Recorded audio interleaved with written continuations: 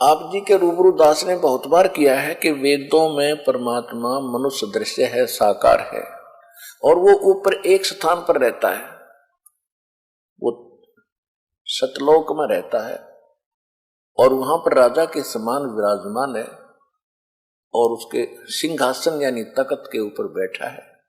सारी सृष्टि राजा के समान देखने में राजा के समान है, उसकी सारी शोभा, सिर पे मुकुट है मालिक है, ऊपर एक बहुत बड़ा छत्र है और उनके एक रोम में यानी बाल, रोम बोलते हैं, बाल शरीर के बाल को रोम बोलते हैं, और जहां रोम ये बाल उगा है उसको रोम कूप बोलते हैं, यानी बाल कहो ये रोम कूप। तो इसमें करोड़ सूर्य मिला दे, करोड़ चंद्रमा, इतना उनके एक बाल की शोभा है। तो इससे ये परमात्मा, ये वेदों में लिखा है और यही परमात्मा ने स्वयं आकर बताया है और यही उन महापुरुषों ने ज्ञान दिया है, बताया आंखों देखा जिनको परमात्मा मिले हैं। और वो परमात्मा फिर वहां से चलकर आता है, सह शरीर आता है और 3 प्रकार से वो अपनी लीला करता है। 3 प्रकार के शरीर से 3 प्रकार की अपने लीला में शरीर बनाकर करता है। एक तो वो ऊपर बैठे रहते हैं, दूसरा जब संसार में आते हैं प्रत्येक युग के अंदर एक शिशु रूप धारण करके किसी सरोवर के अंदर कमल के फूल पर विराजमान होते हैं, वहां से उनको निसंतान पति पत्नी दंपति उठा ले जाते हैं, वहां उनके घर उनकी परवरिश होती है और भगवान की परवरिश बालावस्था में कंवारी गायों से होती है, ऐसा हमारे वेद बताते हैं। ऋग्वेद मंडल नंबर 9 सूक्त 1 मंत्र 9 में ये प्रमाण है कि उस नवजात शिशु रूप में प्रकट परमात्मा की परवरिश की लीला कंवारी गायों के द्वारा होती है और फिर वो धीरे धीरे लीला में शरीर में बड़ा होते हैं तो छोटी सी आयु में ही वो परमात्मा बड़े बड़े विद्वानों के छक्के छुड़ा देते हैं ज्ञान में, क्योंकि वो आते ही ज्ञान बताने के लिए है। तो इसी लीला में परमात्मा इसी प्रकार लीला करते हुए आज से 600 वर्ष पहले भगवान वो पूर्ण परमात्मा काशी के अंदर बनारस शहर में एक लहर तारा नामक तालाब था, उसमें कमल के फूल खिले हुए थे और लहर तारा तालाब जो है गंगा दरिया के जल से जो वर्षा के दिनों में ओवरफ्लो होकर के गौ घाटों पर से उतर कर एक सरोवर का रूप धारण कर लेता था और सारा साल उसका निर्मल जल रहता था। उसमें कमल के फूल उगे हुए थे, कमल के फूल पर आकर परमात्मा सतलोक से आकर विराजमान हुए और नवजात शिशु का रूप बनाकर वहां कमल के फूल पर वो विराजमान हो गए। इनके प्रत्यक्ष दृष्टा थे ऋषि अष्टानंद। अष्टानंद नाम के एक ब्राह्मण ऋषि थे, उसमें स्वामी रामानंद एक बहुत बड़े विद्वान माने जाते थे वेद और गीता के पुराणों के, तो उनके शिष्य थे अष्टानंद जी। अष्टानंद जी प्रतिदिन उसी सरोवर पर स्नान करने के लिए जाया करते थे। गर्मी का मौसम था, ज्येष्ठ उतरते की पूर्णमासी, ज्येष्ठ सुदी पूर्णमासी को प्रतिदिन की तरह अष्टानंद भी अपनी साधना कर नहा कर स्नान करके साधना करने के लिए तत्पर थे। उधर से परमात्मा सतलोक के नवजात शिशु रूप में आ रहे थे। उनका बहुत ज्यादा तेज था, जैसे तारा सा टूटता है। अष्टानंद जी ने देखा कि प्रकाश इतना गजब का प्रकाश किस चीज का है। जो ही उसने चरम दृष्टि से देखना चाहा उसकी आंखें बंद होगी, इतना नूर था, इतना तेज था। जैसे हम सूर्य की ओर देखते हैं तो हमारी चरम दृष्टि सूर्य को के प्रकाश को सहन नहीं कर पाती, आंखें बंद हो जाती। बंद होने के बाद हमें परमात्मा की सूर्य का जो प्रकाश रहित आकार होता है केवल वो दिखाई देता है। इसी प्रकार जब अष्टानंद जी ने ऊपर से आ रहे प्रकाश पुंज को देखा उसकी आंखें उसको सहन नहीं कर सकी, आंखें बंद हुई, साइड में कर ली। तो क्या देखा कि उसने एक नवजात शिशु देखा, प्रकाश रहित शरीर उसका, और उसी का वो प्रकाश था। फिर आंखें खोली तो क्या देखा कि वो प्रकाश एक कोने में लहरता तालाब में सिमट गया। अंधेरा था, ब्रह्म मुहूर्त यानी सूर्य उदय होने से लगभग 1.5 घंटा पूर्व की बात थी पहले। उसको फिर कुछ दिखाई नहीं दिया, अपनी आंखों में जरूर उसके प्रतिबिंब बन गया था बच्चे का, वो कुछ देर में समाप्त हो गया। अब उसने सोचा भी ये तो बहुत ही अजीबोगरीब दृश्य मैंने देखा है। अब भगत साधक को कोई समस्या आती है भक्ति मार्ग में तो अपने गुरु जी से ही समाधान चाहते हैं। अष्टानंद जी अपने गुरु जी के पास चले गए, रामानंद जी के पास, अपनी शंका का समाधान कराने के लिए। स्वामी रामानंद जी विष्णु जी के पुजारी थे और वेदों के प्राकांड ज्ञाता माने जाते थे, पुराणों के बड़े विद्वान माने जाते थे, गीता उनको कंठस्थ याद थी। अब इन विष्णु जी के जो पुजारी थे वो पंडित स्वामी रामानंद जी, तो आज तो आप बहुत आसानी से समझ सकते हो कि फिर वो कितनी वेदों को समझा होगा और कितना उसने पुराणों को जाना होगा। फिर भी उस आधार से उस समय वो बड़े विद्वान माने जाते थे और 1400 ऋषि प्रचारक बना रखे थे, उनमें से एक अष्टानंद जी भी थे। फिर परमात्मा कबीर जी की कृपा होने के बाद उसने 84 और बनाए थे शिष्य, 1484 शिष्य थे रामानंद जी के कुल मिलाकर। तो कहने का भाव यह है कि रामानंद जी से अष्टानंद जी ने जाके अपनी शंका व्यक्त की कि आज मैंने ऐसे ऐसे एक आकाश से आता हुआ प्रकाश पुंज देखा, मेरी आंखें गुरुदेव सहन नहीं कर सकी, चरम दृष्टि बंद होगी। उसके बाद मैंने प्रकाश रहित एक शिशु देखा, प्रकाश रहित शिशु का रूप की वो प्रतिमा सी बन गई मेरे आंखें आगे, वो देखी मैंने प्रतिबिंब। ये क्या कारण है मालिक, मैं समझ नहीं सका। ये प्रकाश मैंने जो देखा, उसके बाद नवजात शिशु का आकार देखा, ये कोई मेरी भक्ति की उपलब्धि है या कोई मेरा वैसे भ्रम है। तब स्वामी रामानंद जी ने कहा कि ऊपर के लोकों से जब कोई अवतार गण आते हैं उनके ये लक्षण होते हैं, और यहाँ वो किसी काशी में किसी माँ के गर्भ में जन्म प्रवेश करेंगे, 9 महीने के बाद वो फिर बाहर आएंगे। अब स्वामी रामानंद जी को इतना ही ज्ञान था कि इनके भगवान माँ से ही जन्म लेते हैं, अवतार भी माँ से जन्म लेकर आते हैं। अब गुरु जी जो शंका समाधान कर देते हैं शिष्य के लिए फाइनल होती है। अष्टानंद का शंका समाधान जैसा रामानंद जी ने कराया वो कर दिया। उधर से एक नीरू नीमा नाम के एक मुसलमान जुलाहे थे, इसी जन्म में वैसे वो ब्राह्मणी थे। गौरी शंकर नाम था नीरू का, सरस्वती नाम था नीमा का। मुसलमानों ने उनको जबरदस्ती मुसलमान बना दिया था, जिस कारण से पहले वो शंकर जी के पुजारी होने के नाते शंकर जी की शिव कथा सुना करके वो अपना रोजी रोटी चला रहे थे। फिर ब्राह्मणों ने जब देखा, उन धर्म गुरुओं ने, ब्राह्मण जो पहले से ही गौरी शंकर से ईर्ष्या रखते थे, क्योंकि गौरी शंकर एक निस्वार्थ ब्राह्मण थे, निस्वार्थ कथा करते थे, किसी को बहकाते नहीं थे, ना श्राद्ध कर्म करते थे, ना किसी को मूर्ख बनाते थे, तुम पर करड़ाई है, इतने पैसे दे दो, इतने कपड़े रख दो। वो केवल भगवान की कथा सुना के अपना जो दक्षिणा आती थी उस दक्षिणा से अपना गुजारा कर रहे थे। फिर मुसलमान और दूसरे जो वो ब्राह्मण थे जो लोगों को ठगते थे, अपना रोजी रोटी चला रहे थे, वो उससे ईर्ष्या करते थे, क्योंकि सभी उसके प्रशंसक बन गए थे।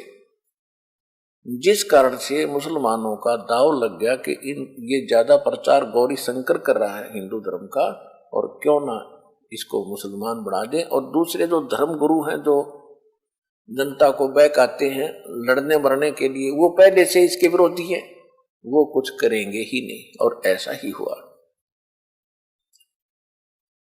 तो नीरू नीमा गौरी शंकर सरस्वती से उनका नाम बदल दिया, गौरी शंकर का नाम रख दिया नूर अली, उसको फिर नीरू कहने लगे।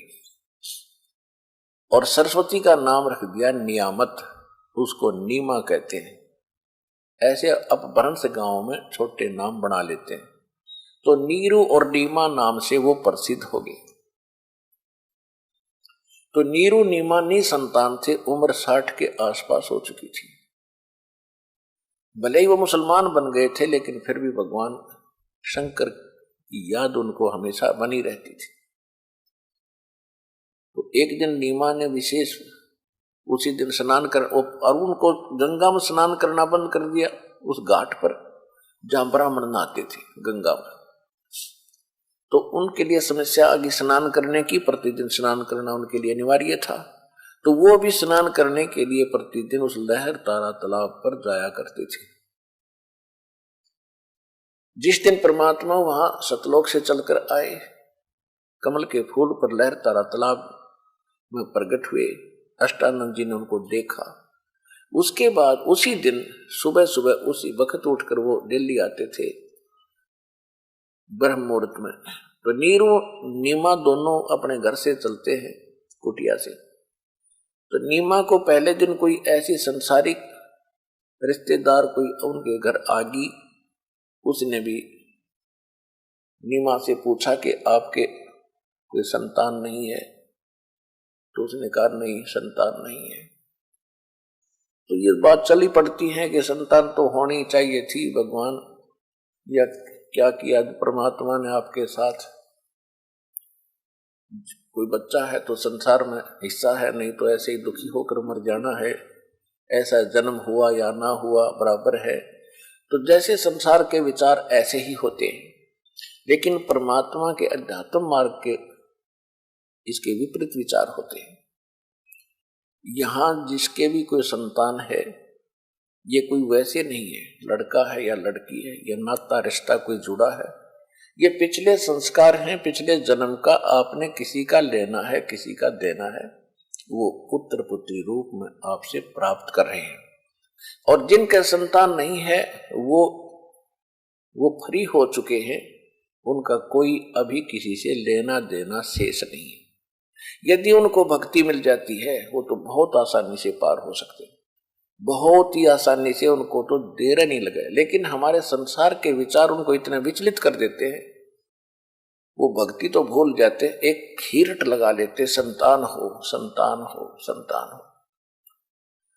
अब वहां संतान भी नहीं हो सकती ऐसे कहने से, क्योंकि उनके भाग्य में नहीं। कहां कबीर परमात्मा पूर्ण ब्रह्म सतपुरुष की भक्ति परम संत उसके नुमाइंदे से लिए बिना, जैसे इस दास, यह दास आज के दिन विश्व में परमात्मा का वो कृपा पात्र दास है जिसके पास कंप्लीट भक्ति मार्ग है पूर्ण। और जो भगवान सुख देता है परमात्मा इस दास के माध्यम से आपको सारे देगा, कि उसका विधान है। जो इस दास के अतिरिक्त या परमात्मा आए थे उसके अतिरिक्त अन्य कहीं भी भक्ति भी कर रहे हैं, और उनके कोई ऐसी आपत्ति है जैसे संतान के ऊपर बात चल रही है, तो वो वहां तो संतान उनको मिलनी ही नहीं, और तो वो रट लगाकर फिर क्या करते हैं, कोई बच्चा गोद लेते हैं किसी का। अब ठीक है, बच्चा गोद ले लिया, बड़ा होकर के बच्चा तो देखो अपना हो चाहे गोद वाला हो, अपने जिनकी संतान है उनको मालूम है, बड़े होकर शादी होने के बाद बच्चे कितना उनके अनुकूल चलते हैं, वो अपने हिसाब से चला करते हैं। तो उसको अंत में जिन्होंने बच्चा गोद लिया है, अंत में उसका विवाह भी होगा, उसके बच्चे भी होंगे, वो फिर बूढ़ा बुढ़िया बाद में बैठकर रोते हैं कि देखा हमसे ये ऐसा व्यवहार कर रहा है, हमारा अपना बच्चा होता तो क्या ये ऐसे करता, यानी फिर उससे भी छिक लेंगे वो लास्ट में।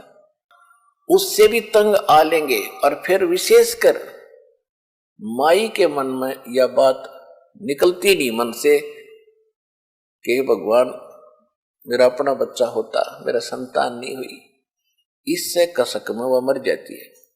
अब काल कितना जालिम है, ये कुछ सुख तो दे नहीं सकता, दुख दे सकता पूरा। फिर वो क्या बनती है वो बहन, अगले जन्म में उसको कुतिया का जन्म मिलता है, क्योंकि संतान की भूखी मरी थी, कुतिया बन गई। अब काल मजे लेता है उसके के ले तू संतान पैदा कर करके छक ले, एक एक 8-8 एक एक 8-8 साल में 2-2 पूरे कर ले, अपनी कसर काट ले। फिर बनाओगा सूरी, उसने सूरी ले, फिर 12-12 इकट्ठे पैदा कर ले, ये भी तो संतान है, वो किनारी संतान थी। तो वह दुर्गति और मोल ले ली उस बहन ने, वहां भक्ति भी नहीं थी और वह संतान भी नहीं मिलनी थी। और यहां क्या होगा, भगवान के शरण में आने से एक तो ज्ञान होगा, अगर परमात्मा चाहेगा तो आपको संतान भी देगा। भगवान के हाथ में सब कुछ, एक मिनट में हाथ जुड़वा देगा भगवान। लेकिन यहां उद्देश्य आपका मोक्ष कराना होना चाहिए, आपका उद्देश्य मोक्ष कराना होना चाहिए, ना कि केवल ये व्यर्थ की डिमांड ही लेकर बताना। परमात्मा आपके, क्योंकि हमारा उद्देश्य मोक्ष कराना, और मोक्ष हो गया तो आपका सदा का झंझट मिटेगा। ये लड़के लड़की संतान तो असंख्यों बार पैदा कर लिए, असंख्यों बार आपके सामने मर लिए, और हाहाकार आपने 100 बार कर ली। तो ये कोई जीवन नहीं है। इसी आशा को लेकर ही केवल सतलोक आश्रम बरवाला में आना आपका व्यर्थ है। यहां आने के लिए मूल उद्देश्य आप मोक्ष समझो, जो सबसे दुर्लभ वस्तु यहां प्राप्त है। उसके साथ साथ परमात्मा चाहेगा कि आपको कोई संतान अपनी देनी है तो दे देगा, उसके बच्चे पाल पोस देंगे, उसकी आत्मा को बड़ी करेंगे। और नहीं देता है तो शुक्र बनाओ दाता का कि आप जो करोगे वो सही करोगे मालिक, और हमें तो ज्ञान नहीं। अपना मोक्ष उद्देश्य रखो, नहीं तो फिर वह दुर्गति होगी जो अभी बताई। क्योंकि यहां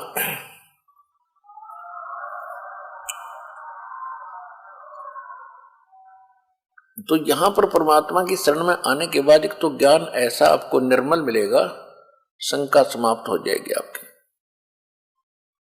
असंख्य जन्म हम जन्म लिए, असंख्य जन्म हम मृत्यु को प्राप्त हुए, असंख्य जन्मों में हमारी ना जाने कितनी कितनी संतान होली। संतान परमात्मा देता है, धन्यवाद दाता का। नहीं देता है तो ये समझो कि हमारे ऊपर मेर घनी मालिक की, हमारा पीछा छूट जाए। इस क्योंकि जब आप यहां से जाते हो संसार में तो आपको 100% 100% लोग उन विचारों के मिलेंगे जो ये कहेंगे कि वे संतान तो चाहिए थी, एक बालक तो होना चाहिए था। तो फिर उस बहन के, उस भाई के जो संतान नहीं है, उनका फिर वो इंजेक्शन लगा देते हैं और वो फिर प्रेरित तड़फ जाते हैं बच्चों के ही लिए।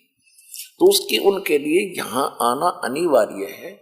परमात्मा चाहेगा तो पता नहीं कितनी संतान दे देगा। ऐसे ऐसे भी दास ने देखे जो 50 साल की उम्र हो गई थी, 55 साल की, तब उनको संतान दे दी। लेकिन सच्ची लौ देख कर, सच्ची आस्था देखकर कि ये केवल बच्चे बच्चे नहीं, अब ये मोक्ष भी मांग रहे हैं, तब बच्चे देगा आपको। और तुम केवल बच्चे बच्चे मांगोगे, कतई नहीं देगा, क्योंकि आपको नरक में थोड़ा डालना परमात्मा। तो हमने सबसे पहले ज्ञान समझना है। यहां पर हजारों की संख्या में आपको दिखा दूंगा जिनके 8-8 साल बयान हो गए थे, 20-20 साल हो गए थे, 15-15 वर्ष हो गए थे, उनके आज हाथ जुड़वा दिए दाता ने, इकट्ठे 2-2 दे दिए एक बार। तो कहने का भाव यह है कि जब आपकी आस्था यहां हो जाएगी ना, भगवान मन तब मोक्ष दो, तब देगा आपको। और तुम यही मांगो कि बच्चा ही बच्चा हो, और आपने वो नरक में डाला कि अपने मानो बच्चा ऐसी गलती कर दे, जेल में आप भी हो और वो बच्चा भी हो, तो ऐसा परमात्मा थोड़ी फांसी गाल देगा आपका। तो इन बातों को आपने बड़ा ध्यान से विचार करना है जो दास वचन बोल रहा है। और फिर जब सच्चे दिल से आप ये कहो कि परमात्मा मोक्ष हो हमारा, उचित समझो तो दाता आप तो जानी जान है हमारे भविष्य में क्या होना है, आप अपने हिसाब से करियो। जब हृदय से ये पुकार करोगे फिर मालिक आपने सब सुविधाएं जो अनुकूल होंगी देगा। अब नीमा को कोई रिश्तेदार आकर, उसकी रिश्तेदार ने उसको ऐसी कथा सुना दी, वह सारी रात करवट लेती रही और मन में एक करट ला रही थी, हे भगवान एक जातक दे देते, हे परमात्मा एक बच्चा दे देते, हे शंकर भगवान क्या आपके घर में बच्चों की कमी पड़ गई, आप तो महादेव हैं, सबके मालिक हैं, कुछ भी कर सकते हो। अपने पति नीरू के साथ चल पड़ी नीमा। नीरू ने कहा कि नीमा रो मत, वृद्धावस्था होती जा रही है, रोने से आंखें भी खराब हो जाएंगी, संतान हमारे है नहीं, कोई बुढ़ापे में उंगली पकड़ने वाला भी नहीं है, तो आंखें और फोड़ देगी। यदि हमारे भाग्य में होता तो भगवान शंकर हमें अवश्य प्रदान कर देते। अब हमारे भाग्य में है नहीं तो क्यों बार बार भगवान से याचना करके अपनी आंखें खराब करेंगे। ऐसे कहते कहते वो पहुंच गए वहां पर जहां परमात्मा प्रकट हो चुके थे, कमल के फूल पर। वो गए थे स्नान करने के लिए। पहले नीमा स्नान करके आई, अंधेरा था, सूर्य उदय होने से पहले 1.5 घंटा, जून का महीना यानी 4 बजे के आसपास नीमा स्नान करके सरोवर से बाहर आ गई और नीरू स्नान करने के लिए प्रवेश हुआ। जब नीमा जिस वस्त्र को लपेट कर नहा के आई थी, उस कपड़े को धोने के लिए पुनः गई किनारे पर, सरोवर के किनारे पर, तो क्या देखा कि उस समय तक थोड़ा थोड़ा रोशनी सी होने लगी थी। कमल के फूल पर परमात्मा ने नवजात शिशु के रूप में अपने एक पैर को हिला रहे थे। नीमा ने देखा कोई वस्तु हिल रही है सामने सरोवर में, और साथ में उसका पति स्नान कर रहा था। उसको शंका हुई कि शायद कोई सर्प है, फन उठाए हुए है। जब उसने ध्यान से देखा तो देखा कि बच्चा है और कमल के फूल पर बालक, छोटा सा नवजात शिशु। उसने अपने पति से कहा कि देखियो जी, देखियो कमल के फूल पर एक बच्चा है, इसको उठाइयो नहीं तो डूब जाएगा। अब नीरू स्नान कर रहा है से, तो वो कहने लगा कि नीमा तू कति मेंटल होली, अब तुझे जल में भी बालक दिखाई देने लगे। मैंने बहुत बार समझा लिया है, तू छोड़ दे इस आशा को, भगवान पर विश्वास कर। तो उसने फिर जोर से कहा कि देखो जी मैं सच्ची कह रही हूं, देखियो सामने देखो। जब उसने उसकी कसक भरी आवाज सुनी नीरू ने, तो जिधर वो संकेत करे थी उधर ध्यान गया तो क्या देखा, एक नवजात बच्चा कमल के फूल पर था। उसने कमल समेत तोड़ दिया, फूल के समेत तोड़कर अपनी पत्नी को थमा दिया। अब नीमा उस बच्चे को लेकर के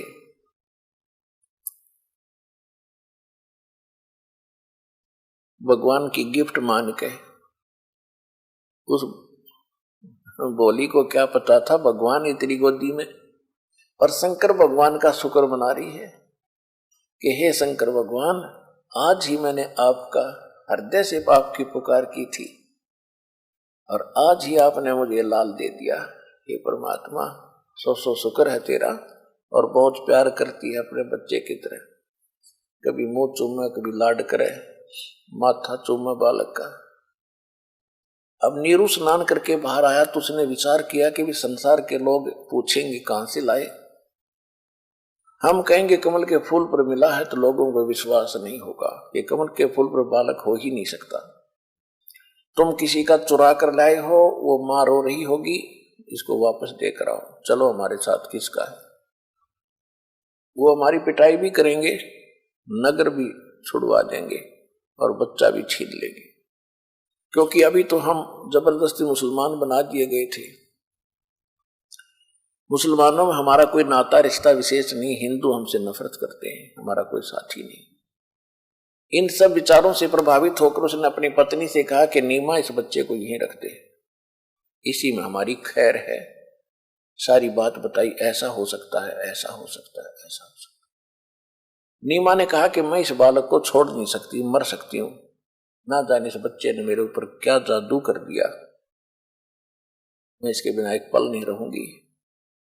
तो नीरू ने सोचा कि देख किसी मूर्ख है, कोई मानती नहीं मेरी एक बात भी, या हठ करने लगी है क्योंकि मैं इसकी सारी बात मानता रहा, क्योंकि ये सोच करके इसके बालक नहीं है या दुखी ना हो जाए, इसकी हर एक बात को मैं मानता रहा हूं, आज या जद हो। तो उसने कहा कि तू ऐसी हठ करने लगी है,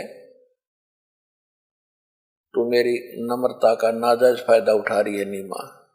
मैंने आज तक तेरे को कुछ नहीं कहा, किसी बात का विरोध नहीं किया, लेकिन ये बात जो मैं बता रहा हूं, ये घटना हमारे साथ घट सकती है, तो इसने छोड़ दे, नहीं तो तेरा थप्पड़ मारूंगा। ऐसा उसने पहली बार अपनी पत्नी की तरफ दुखी होकर के हाथ करना चाहा था। उसी समय परमात्मा नवजात शिशु के रूप में नीमा की गोदी में बोले कि नीरू, मैं तुम्हारे लिए आया हूं, तुम्हें कोई कुछ नहीं कहेगा, तुम मुझे घर ले चलो। अब नीरू घबरा गया कि छोटा सा बालक बोलता है, इसमें हो सकता है कोई भूत हो, प्रेत हो, कोई जंद हो, और नहीं ले जाऊंगा तो यू यही मेरा काम कर देगा। तो डर के आगे आगे चल पड़ा, पीछे पीछे नीमा उसको लिए भगवान को चल रही है। इतना सुंदर स्वरूप था मालिक का कि उस समय जुलाहों में ऐसा बच्चा नहीं होता था। तो वहां जाकर के जो भी देखे वही के कहां से लाए हो, कि ऐसे कमल के फूल पर मिला है। वो तो भूल भाल के कमल पे फूल पे कहां से आ गया, लेकिन उस बच्चे की सुंदरता को देख देख कर हैरान रहने लगे। कोई कहे तो फरिश्ता है, कोई कहे ब्रह्मा का अवतार, कोई कहे विष्णु जैसा सुंदर है, कोई कहे श्री के शंकर भगवान जैसी अच्छी आत्मा है। तो ऐसे ऐसे सब अपनी अपनी अटकलें लगाने लगे। और इसी प्रकार परमात्मा, फिर क्या हुआ कि 25 दिन के हो गए परमात्मा, 25 दिन तक उस मालिक ने कुछ खाया पिया नहीं। अब नीमा रोज चिंतित हो रही है कि बच्चे को चाहिए डेली आधा किलो दूध, 1 किलो दूध पीवे, और ये पानी भी ना पीता, अब ये मरेगा। 1 दिन, 2 दिन, 10 दिन, 20 दिन, 25वें दिन उसने फाइनल हो गया कि ये कभी भी मर सकता है। और बच्चा परमात्मा ऐसे ऐसे शरीर फल रहा है, ऐसे फूल रहा है जैसे बालक डेली किलो दूध पीता हो, और पी कुछ नहीं रहे, फिर भी इतने स्वस्थ और ऐसे शरीर खूब खिल रहा है, सुंदर है। अब ये तो परमात्मा थे, लेकिन जीव को विश्वास कैसे हो जब तक बालक खावे पीवे नहीं, तो वो कुछ ही मिनटों का मेहमान माना जाता है। इसी दृष्टिकोण से नीरू और नीमा दोनों चिंतित हो गए। 25वें दिन नीरू गया रामानंद जी के पास। रामानंद जी ब्राह्मण थे, लेकिन शिष्य नहीं बनाते थे किसी को। ऐसे कोई दुखी जनता जाती थी तो उसको दूर से बता देते थे समाधान, कि ऐसा कर देना, ऐसा कर देना, ऐसा दान कर देना, तुम्हें सुख हो जाएगा। तो नीरू ने जाके बताया कि मुझे ऐसे ऐसे एक बालक मिला जंगल में, हम निसंतान थे, अब वो बच्चा कुछ खा पी नहीं रहा है। तो रामानंद जी ने कहा कि आपके जो पुत्र है तुझे प्राप्त हुआ, भगवान ने दिया है, ये कोई सिद्ध पुरुष है, पिछले जन्म का कोई पुण्यकर्मी प्राणी है, तेरे घर पर तुझे प्राप्त हुआ है, तो ये पिएगा कुंवारी गाय का दूध लाओ उसके लिए। कुंवारी गाय कैसे दूध देगी, कि उसके पास खड़ा कर देना और वो अपने आप उसी की कृपा से दूध शुरू हो जाएगा। यह नीरू का जची नहीं बात कि पंडित जी वैसे मैंने बहका रहा है, कुंवारी गाय दूध कभी देती है। तो वो मन मार कर आकर घर बैठ गया, अपनी पत्नी को भी नहीं बताया। उधर से परमात्मा, वो ज्यादा रो रही थी नीमा उस दिन के परमात्मा, या तो यो बच्चा कुछ खा पी ले और ये मरेगा तो साथ मरूंगी मैं, अब मैं इस बच्चे बिना जी नहीं सकती, तो हे शंकर भगवान, या तो ये बालक देना नहीं था और दे कर ले रहे हो, ये परमात्मा यो दुख सहन नहीं होगा। उधर से परमात्मा कबीर जी ने प्रेरणा की शंकर भगवान को शिव मंडल अपने शिवलोक में एकदम कसक हुई कि तुझे कौन पुकारा है। तो वहां से साधु रूप बना के शंकर भगवान काशी में प्रकट हुए। आके उस माई से कहा कि माई क्यों रो रही हो, क्या बात है। माई की हिचकी बंधी हुई थी नीमा की, ठीक से बोल भी नहीं निकल रहा था। माई ने कहा कि महाराज आप ना सुनो मेरे दुख ने, आप भी रोने लग जाओगे, मेरा इतना दुख है। फिर भी उसने शंकर भगवान ने कहा कि माई कहते हैं अपने दुख को बता दे तो हल्का हो जाता है, मेरे सत्र का कोई कार्य होगा तो मैं तेरी मदद करूंगा, कुछ हो सकता समाधान निकला। तो उसने बताया कि ऐसे ऐसे हम पहले निसंतान थे, पहला दुख हमें हुआ कि हम मुसलमान बना दिए, फिर हमारा कोई संतान नहीं, हम शंकर जी के पुजारी थे, आज भी हम भगवान उसी को याद करते हैं। और उसको याद करते करते मेरी एक दिन भगवान ने सुने कि कमल के फूल पर एक बालक मिल गया, ये बच्चा, और ये अब कुछ खा पी नहीं रहा है, 25 दिन का हो गया है, जल भी नहीं पीता, दूध भी नहीं पीता, ये मरेगा ही मरेगा तो साथ मैं मरूंगी, महात्मा जी मैंने फाइनल कर दिया। तब शंकर भगवान ने कहा कि वो तेरा बेटा कहाँ, उसको लाइएगा। नीमा लाई उठा के, नीमा ने सोचा इस महात्मा के चरणों में रख दूं, ये जीवन दान दे दे मेरे बेटे ताई। ऐसे चरणों में रखना चाहा तो परमात्मा उस माई के हाथों से उठा और शंकर भगवान के सिर के बराबर हवा में डट गए अपने आप नो के नो। अब शंकर भगवान माई ने सोचा कि बाबा जी में बड़ी करामात है कि हमारे बच्चे को हवा में रोक दिया, जरूर कोई समाधान ये करेगा। तब शंकर भगवान ने ऐसे हाथ किया जैसे बच्चे को गोदी में लेना चाहते हो, तो वहां से परमात्मा कबीर जी नवजात शिशु रूप में शंकर भगवान के साधु रूप में खड़े हाथों में आ गए। तब 7 बार दोनों महापुरुषों ने चर्चा की। शंकर भगवान समझ नहीं सके कि ये परमात्मा है, लेकिन इतना अवश्य समझ ले कि कोई सिद्ध पुरुष है। तो परमात्मा ने कहा शंकर भगवान से कि इस नीरू को कहो एक कुंवारी गाय लावे और कुमार के घर से एक सुच्चा बर्तन लावे, साफ सुथरा कोरा बरोला, यानी 5-7 किलो जिसमें दूध आ जाए।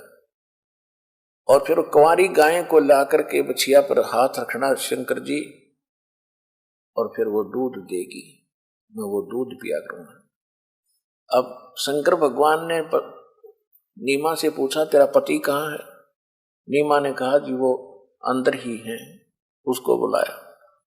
शंकर भगवान ने कहा कि बछिया ला बच्चा, एक कोरा बर्तन भी लाना साथ में, ये गाय दूध देगी मेरे आशीर्वाद तक। तब नीरू का एक यकीन हुआ कि अब बात बनेगी। रामानंद जी भी यही कह रहे थे और साथ में ये महात्मा भी यही बात कह रहा है, तो बात बनेगी। तो एक बच्चिया कुंवारी गाय ले आया, एक बर्तन ले आया, बर्तन धोकर कहा कि इसके नीचे बैठ जा, थनों के नीचे लेकर बैठ गया। शंकर भगवान ने आशीर्वाद दिया तो दूध अपने आप लंबे लंबे सतन हो गए और दूध की धार चल पड़ी, वो पात्र भरकर उठी। अब परमात्मा को दिया दूध, परमात्मा ने गट गट दूध पिया। सतलोक से दूध भेजा था भगवान ने, अपना सतलोक से मंगाया कुंवारी गाय पवित्र पशु के शरीर में। तो ये आज से 600 वर्ष पहले परमात्मा ने यह लीला की थी, और वो लीला सारी की सारी धर्मदास जी ने, जो लीला मालिक ने की थी, जो बात हुई थी, जो ज्ञान दिया था। एक धर्मदास नाम के लाला जी थे, सेठ थे, वो भी पहले हिंदू धर्म में जन्मने के कारण राम और कृष्ण के पुजारी थे। परमात्मा के ज्ञान से परिचित होकर परमात्मा को सचखंड सतलोक में देख करके वो संतुष्ट हुए थे कि ये कबीर जो धानक है यही परमात्मा है। उसके बाद उन्होंने जो भी उनकी घटना हुई थी, जो भी सुनी थी, मालिक ने बताई थी, वो सारी लिख दी। आज से 600 वर्ष पहले ये लीला कबीर भगवान ने की थी।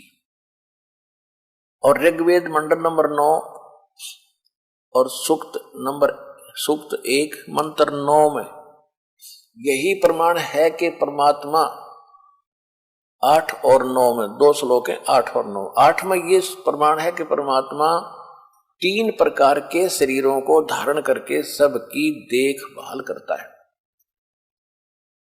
फिर 9वें श्लोक मंत्र में यह कहा है कि जब परमात्मा शिशु रूप धारण करके आता है, उसके परवरिश की बचपन में, बालापन में, बाल्यावस्था में शिशु रूपधारी परमात्मा के परवरिश की लीला कंवारी गायों से होती है। अपने आत्माओं, आप वेदों को सही मानते हैं? वेदों को कोई ये कहने वाला पृथ्वी पर नहीं कि ये गलत है। और ये भी मानते हैं कि वेदों में परमात्मा की महिमा लिखी है, भगवान कैसा है, क्या लीला करता है। और वो लीला जो वेदों में लिखी है भगवान की, वो किसी ने की हो, ऐसी लीला ही किसी ने की हो, तो कौन है भगवान? जिसने वेदों अनुसार जो लीला और ज्ञान बताया और लीला की, ही इज गॉड। तो पहले आपको दिखाते हैं वेद में, और फिर दिखाते हैं आपको कबीर सागर में जो भगवान की लीला लिखी है। 2 मिनट में अपने आप समझ में आ जाएगा हु इज गॉड। ये देखिएगा ऋग्वेद, ये 9 और 10 मंडल है, इकट्ठे ही अनुवाद करके बनाए हैं। ये देखिएगा ये कहां से छपा है? प्रकाशक है सार्वदेशिक आर्य प्रतिनिधि सभा, महर्षि दान भवन, रामलीला मैदान, नई दिल्ली। ये इनके फोन और फैक्स नंबर है। भाषा अर्थ भाष्य महर्षि दान सरस्वती कृत। मुद्रक है Prince Offset Printers, 1510 Pataudi house, Daryaganj, New Delhi. अब इसके हम आपको ऋग्वेद मंडल नंबर 9 और सूक्त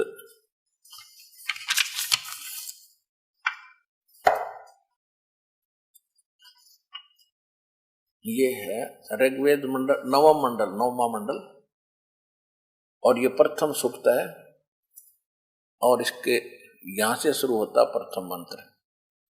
इसमें सब जगह सोम माने परमात्मा लिखा, ये ध्यान रखना। सोम माने सोम स्वभाव परमात्मन, सोम माने परमात्मा, शीतल स्वभाव का भगवान सोम, ठीक, संस्कृत में, क्योंकि ये मूल पाठ में सोम शब्द है, ये अक्षर है।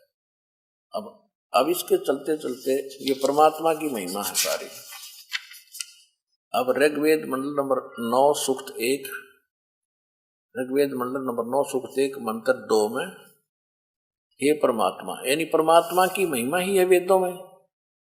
अच्छा, 3 में हे परमात्मन, और 4 में हे परमात्मन, और 5 में हे परमात्मन।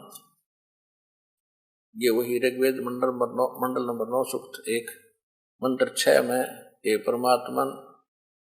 और इनका 7 में 9 समझ में आ गई कि तुम तो, अब देखो कैसी अज्ञानता इन लोगों की। महर्षि दानंद और आर्य समाज सब परमात्मा को निराकार मानते हैं, और वेद उन्हीं के द्वारा अनुवादित है। ये दास अनुवाद करता तो ये कहते ये लोग रामपाल को संस्कृत नहीं आती, ये गलत अनुवाद कर रहा है। यह भी समस्या हल कर रखी दाता ने कि इंजीनियरों से करा रखे अनुवाद भी। तो इसको कहते हैं मोती मुक्ता दर्शत नाही, ये जग है सब अंदरे, दिखत के तो नैन चश्म इनके फिरा मोतिया बंदरे।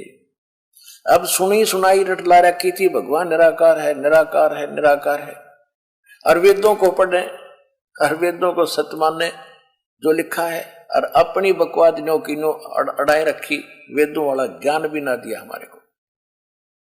वेद पढ़े पर भेद न जान, ये बातें पुराण 18। पत्थर की पूजा करें ये भूल के सृजनहारा। गुरु बिन वेद पढ़े जो प्राणी, समझन सार रहे अज्ञानी। गुरु बिन काहु न पाया ज्ञाना, जो थोथा वो छड़े मोड़ किसाना। तो ये सिद्ध, एक तो ये सिद्ध होगा कि ऋषि महर्षियों को आज तक वेदों का भी ज्ञान नहीं था। वेद का ज्ञान हो कैसे, गुरु बिन ज्ञान नहीं हो सकता। इनको गुरु भी नहीं मिले थे क्योंकि कोई गुरु था ही नहीं। जो वेद समझा देना था, आज तक ये अड़ंगा अड़ा नहीं रहता, ये अंधेरा नहीं होता ज्ञान का, अगर इन ऋषि महर्षियों को भी कोई सतगुरु मिले होते। सतगुरु परमात्मा स्वयं आते हैं। जब भगवान आते हैं तब इनके नखरे लिए नहीं पड़ते, वे संस्कृत याद कर लेते हैं। अपने संस्कृत के आधार से ही अपने आप को ऊंच मान बैठे, ज्ञान के आधार से कति जीरो थे ये लोग। अब इसी का प्रमाण आपके सामने है, देखिएगा। अब 7वें मंत्र में इन अनुवाद करता आर्य समाजियों के, महर्षि दानंद के, इनके चेलों के बुद्धि में आ गई। अभी तक तो परमात्मा की महिमा बता रहे थे, अब यहां इन्होंने वो पुरुष लिखना शुरू कर दिया कि आम आदमी पुरुष माने मनुष्य समझता है, और संस्कृत में पुरुष माने परमात्मा होता है। और इसको पुरुष इसलिए कहते हैं मनुष्य को, क्योंकि परमात्मा ही जैसा, परमात्मा का ऐसा ही रूप है मनुष्य जैसा, लेकिन उनका जो शरीर है वो अविनाशी तत्व का बना हुआ है, वो कभी नाश में नहीं आते। और हमारा ये 5 तत्वों से बना हुआ पुतला नाशवान है। परमात्मा की सूरत ऐसी है जैसी मनुष्य की, इसलिए मनुष्य को पुरुष कहने लगे। अब यहां देखो 9वें अध्याय ऋग्वेद मंडल नंबर 9 सूक्त 1 मंत्र 6 तक तो परमात्मा ठीक लिखते रहे। और यहां देखो 7वां में लिख दिया उस पुरुष को। अब पुरुष माने परमात्मा ही होता है। इस दानंद के शब्दों में आपको प्रूव कर देता हूं। एक यजुर्वेद का अनुवाद किया है महर्षि दानंद ने, ये देखिएगा। ये महर्षि दानंद जी द्वारा ही इसका अनुवाद है, और ये प्रकाशक भी आर्य सार्वदेशिक आर्य प्रतिनिधि सभा 2/5 महर्षि दानंद रामला मैदान नई दिल्ली से आर्य भाषा महर्षि दानंद संस्कृत, ये वहीं से प्रकाशित है। इसके 40वें अध्याय के अंतिम मंत्र में 70वें मंत्र, ये देखिएगा। यह है 44वां अध्याय यानी 40वां अध्याय यजुर्वेद का।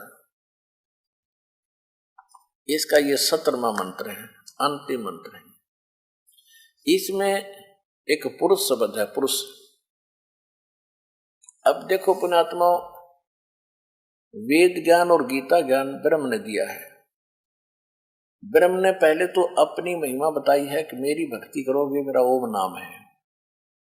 फिर इसने बताया इसी 40वें अध्याय के 10वें श्लोक में मंत्र में कि परमात्मा को कोई तो साकार कहता है, किसी कोई निराकार कहता है, कोई जन्म लेने वाला कहता है, कोई अजन्मा कहता है। उसकी जानकारी तत्वदर्शी संत बताते, उनसे सुनो। अब इन ऋषियों को तत्वदर्शी संतों मिला नहीं, अपनी अटकल से इन्होंने जैसे तैसे भी अनुवाद किए, वो आपके सामने है।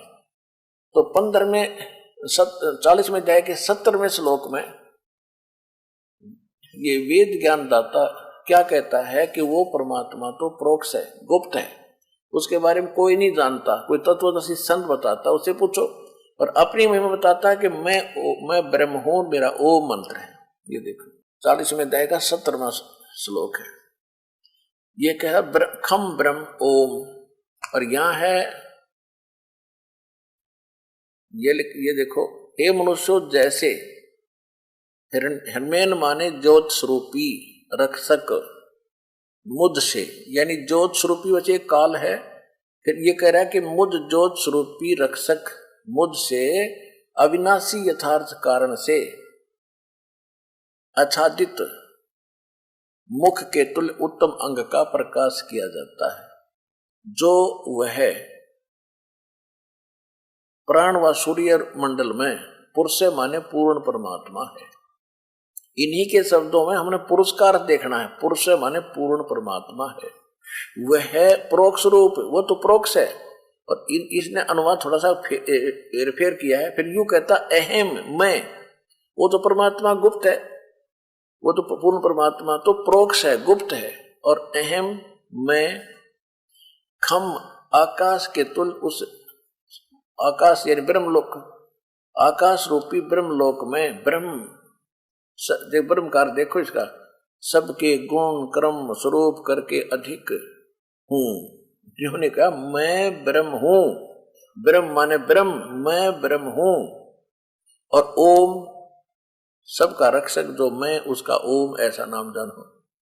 ओम ये अर्थ ये है कि वो ब्रह्म है, वो ब्रह्म तो मैं हूं, और खम्भ यानी दिव्य आकाश रूपी ब्रह्म लोक में मैं रहता हूं, मेरा ओम नाम है।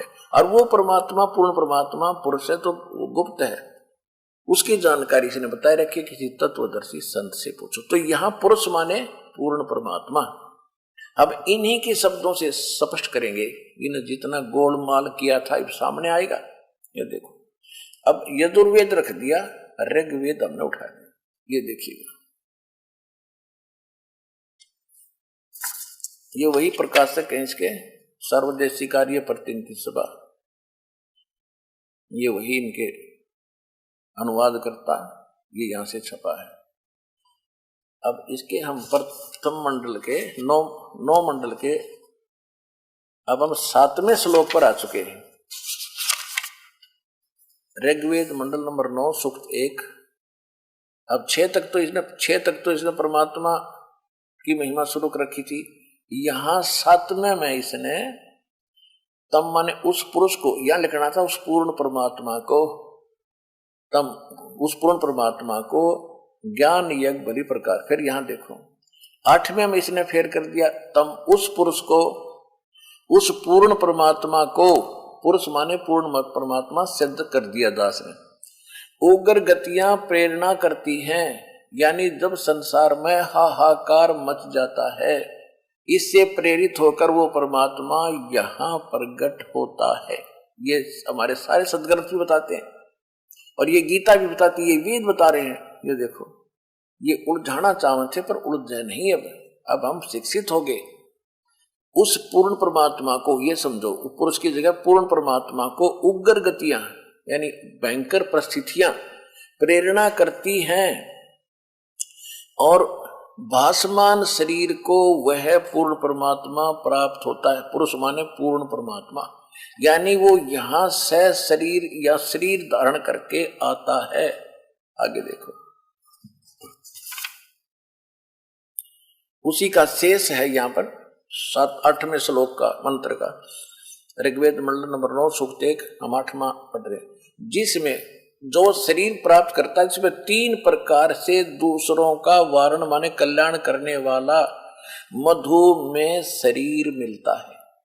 वो परमात्मा 3 प्रकार के शरीर से हमारी देखभाल करता है, और जब उग्र गतियां प्रेरणा करती हैं तो वो परमात्मा यहाँ एक सुंदर शरीर प्राप्त करके प्रकट होता है। आगे देखो 9वें में फिर क्लियर होता है।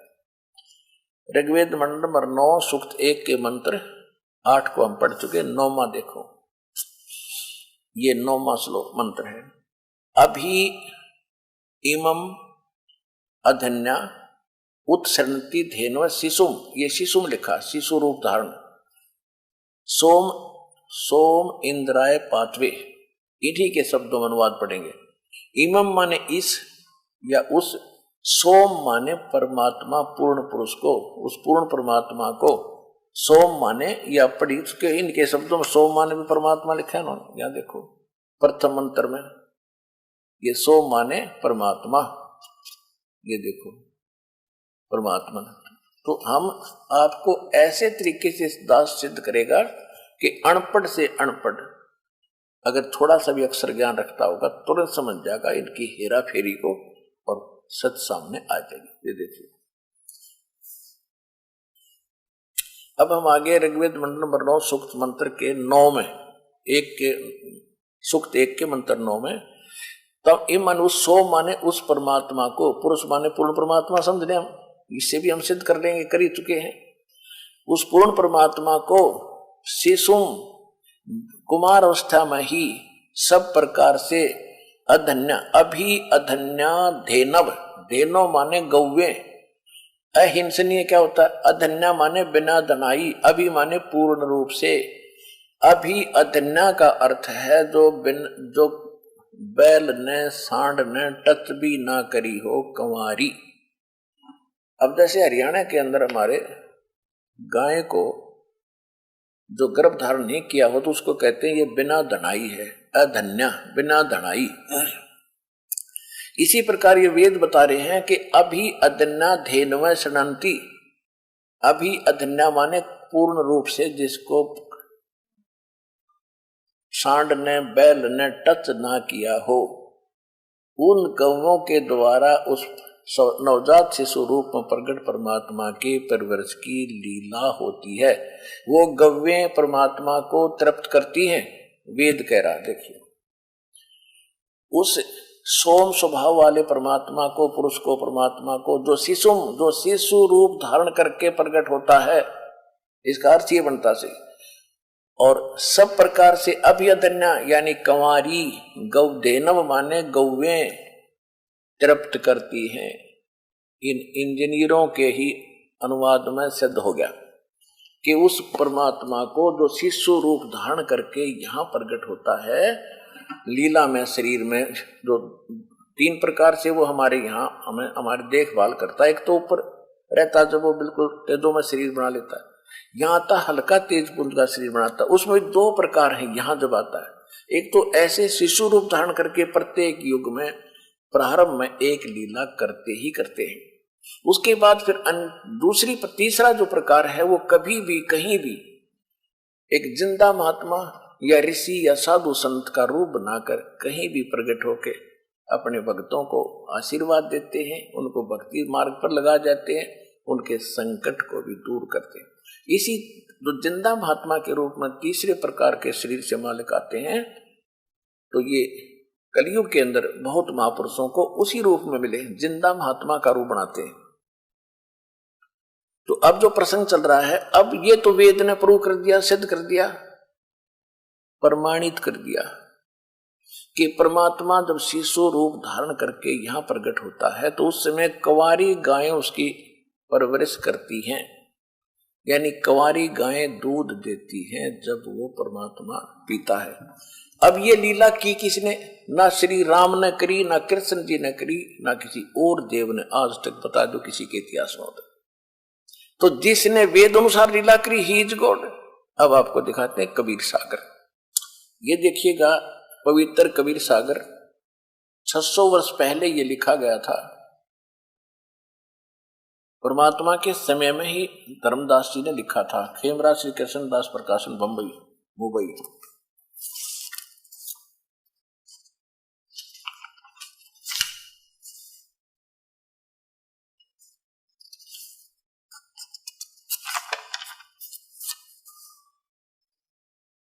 ये देखिएगा इसका कौन अनुवादक है? कबीर पंथी भारत पथिक स्वामी युगलानंद विहारी द्वारा परिष्कृत। मुद्रक एवं प्रकाशक खेमराज श्री कृष्ण दास, अध्यक्ष श्री वेंकटेश्वर परेश, खेमराज श्री कृष्ण दास मार्ग, मुंबई। ये ज्ञान सागर है, इसमें एक चैप्टर है। इसके हम 73 पृष्ठ पे थोड़ा सा लेते हैं, क्योंकि इसमें थोड़ी सी जो कबीर पंथी, जो 12 नकली कबीर पंथी हुए हैं परमात्मा के जाने के बाद, तो उन्होंने इसमें थोड़ी बहुत अपनी अनजानपने में कुछ फेरबदल किया है, फिर भी सच्चाई रह गई है। देखिएगा इसमें है, ये 73 पृष्ठ पढ़ेंगे कबीर सागर। शंकर वचन, तोरे घर पंडित अधिकारी, झूठ बोलो नारी, हरि कमला सम देखो ज्ञाना, बुद्धिवंत तुम पुत्र सुजाना, सुनकर महिमा पुत्र की, नारी धरे तब पाओ, हे स्वामी मम इच्छा स्वर्ण वचन सुनाओ। यानी शंकर भगवान आके मिले थे।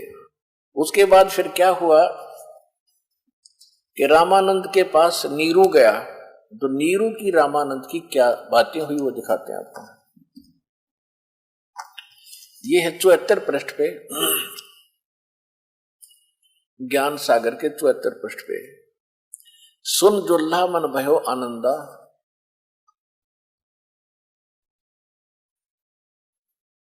जिमी चकोर पाया निश्चंदा, ले सुत चले हरस मन कीन्या, पुत्र को लेकर घर आगे, अर्थात सोपुन असबोल ही दीना। सुत काशी को ले चले, देखन लोग देखन ते आव, काशी में लेकर आगे जनता देखने जा रही है, आ रही है, और अन्न पानी खावे नहीं, बख्शे नहीं, और दुल्हा शोक जनावे। अब क्या कर रहे हैं कि वो कुछ खाना पीना नहीं कर रहे थे, इसलिए वो दुल्हा नीरू दुखी हो रहा था। तब जुल्हा मन कीन दीवाना, रामानंद सो कही उत्पाना, ले सुत मैं सुत पायो बड़ो गुणवंता, कारण कौन बखे नहीं संता। रामानंद ध्यान तब धारा, जुल्हा सो तब वचन उचारा, पूर्व जन्म ते ब्राह्मण जाति, हर सेवा कीन्ही भली बाती, कुछ तो सेवा हर की चूका, अर्थात भयो जुल्हा का रूपा, प्रभु प्रीति प्रभु गह तोर लीनी, ताते उद्धान में सुत तो दीना।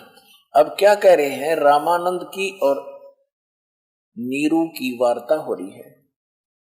तो रामानंद जी कह रहे हैं कि परमात्मा, रामानंद जी कह रहे हैं कि तू पहले जन्म में ब्राह्मण था और तूने कोई भगवान की भक्ति में कोई त्रुटि की, जिस कारण से तू आज एक शूद्र जाति में उत्पन्न हो गया,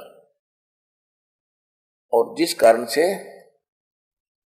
परमात्मा ने तेरी कोई प्रीति विशेष, तेरी पूर्व जन्म का को प्रेम जानकर, तेरी भाव भक्ति देखकर यो जंगल में तुझे एक पुत्र दे दिया। अब नीरू कहता है कि हे भगवान, ठीक है मैंने कोई गलती की होगी, वह तो गई बात, उसको छोड़ो, वो तुमने सजा पाली, लेकिन इसका समाधान बताओ कि मुझे एक पुत्र मिला है और ये कुछ खा पी नहीं रहा, इसका कोई समाधान करो। तो क्या बताते हैं, हे प्रभु जस कीन्हो तस पायो, मैंने जैसा किया था वो तो मुझे मिल गया, गलती की मैं दुल्हा बन गया।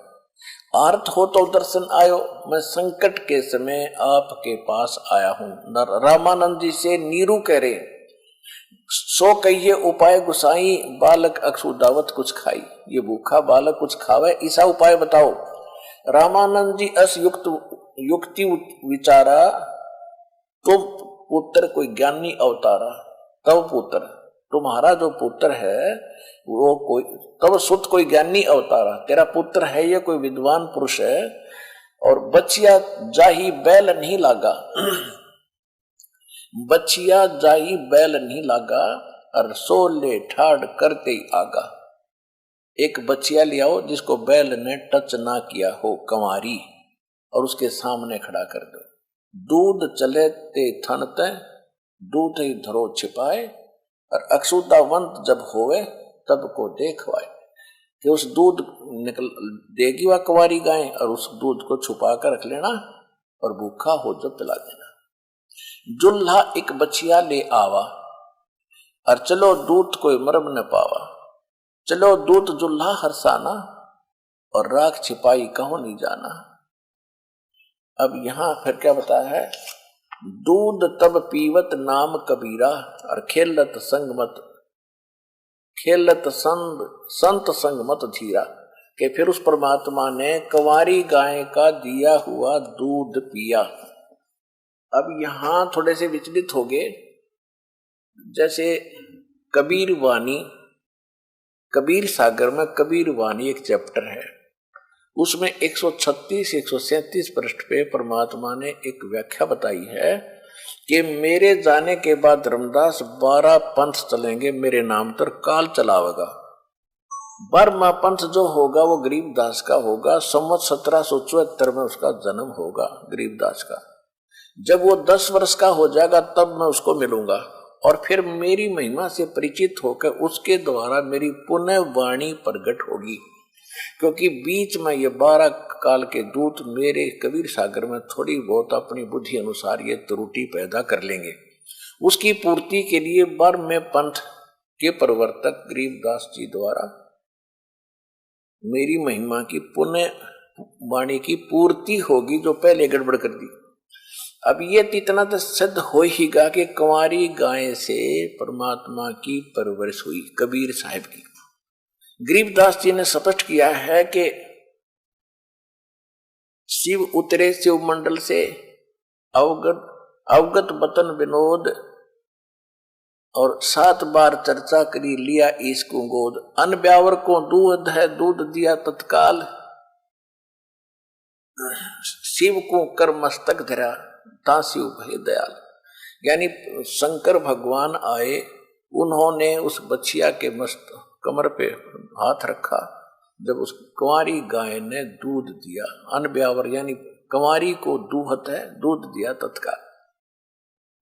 तो कहने का भाव ये है कि जो परमात्मा ने लीला की कबीर साहब ने, वो आज से नहीं 600 वर्ष पहले लिखी हुई है, और वेद हमारे हजारों वर्ष पर लाखों वर्ष पहले के बता रहे हैं कि परमात्मा ऐसी लीला करता है।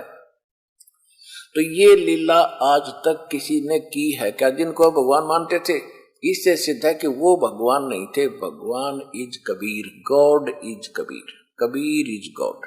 अब देखो, ये तो हमारे सदग्रंथों ने प्रूव किया, फिर आंखों देखा, ये तो छुरी ने सिद्ध किया। अब प्रैक्टिकल,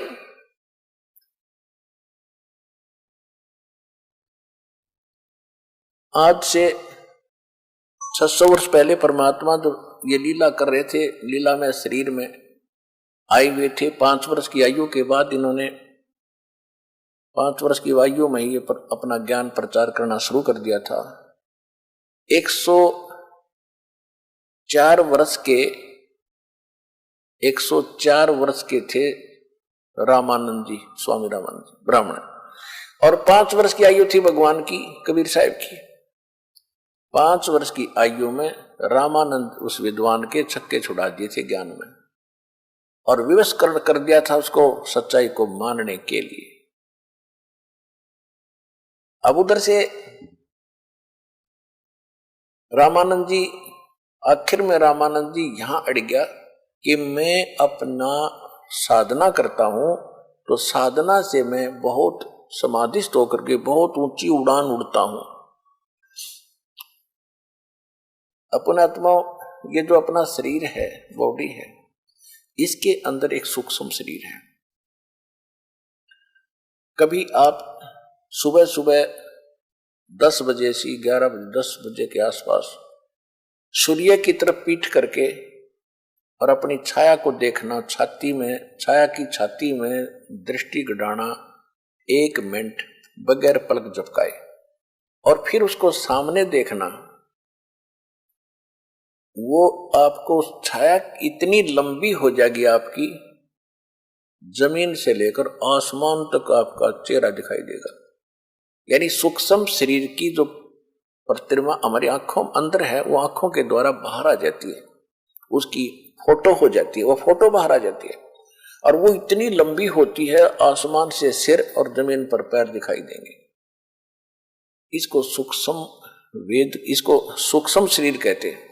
और जिनका ये सूक्ष्म शरीर भक्ति से युक्त हो जाता है, तो उसमें ज्यादा तेज दिखाई देता है प्रकाश।